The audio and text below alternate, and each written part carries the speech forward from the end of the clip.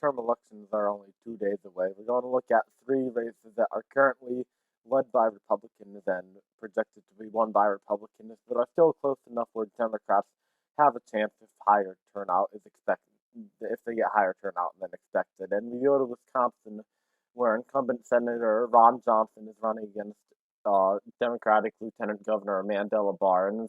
This race had Barnes in the lead by around 4 points in the August/September area, and it tightened a little bit until Johnson took the lead around mid-September and is now expanding his lead, capitalizing on the national trend towards Republicans to a lead of just over 3 points now on average, which is just outside of the margin of error for most polls, which is 3 points. And looking at recent polls, almost all of them have Johnson winning by 2 or 3 points. If one of them has Barnes up by two, but looks like it's pretty standard polling that Johnson's up by 2 or 3 points. So Barnes certainly having to come from behind in order to win this race, but it's close enough where it could go either way.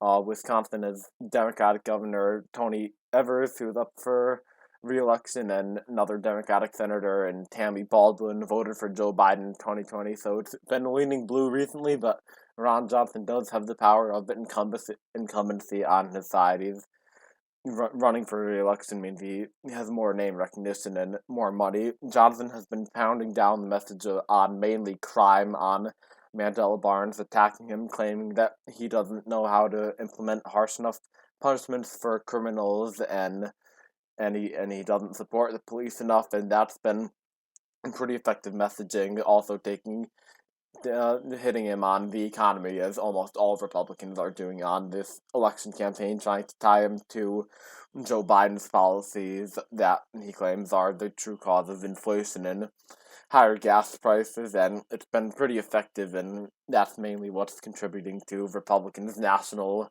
um lead growing lead in the last couple weeks. And Barnes is his priorities are typical Democratic priorities, the economy at the top, and also focusing on making sure Social Security and Medicare are maintained, which has been an increasing messaging campaign for all Democrats recently, as trying to tie Republicans to wanting to cut Social Security and Medicare, which would hit closer to home for older voters. So those are strategies he's using. They're also trying to tie Ron Johnson back to January 6th, as Johnson has said on multiple occasions that it was actually mostly peaceful, if not fully peaceful, and known there was really violent, and there were just a few lawbreakers, and he stands with the people who are exercising their free speech.